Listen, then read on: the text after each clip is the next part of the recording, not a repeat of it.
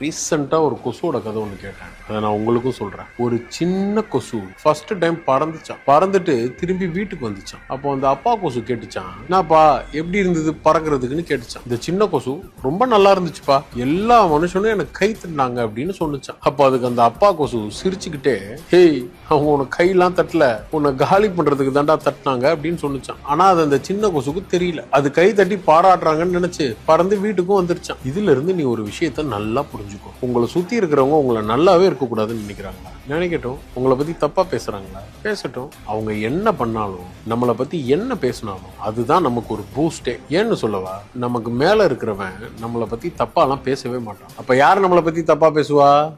இங்க இருக்கிறவன். அவன் அங்கேயே இருக்கட்டும். உன்னோட எண்ணம் எப்பவுமே உயர்வா தான் இருக்கும். ஏன்னா எண்ணம் போல் வாழ்க்கை, எண்ணம் போல் தான் வாழ்க்கை.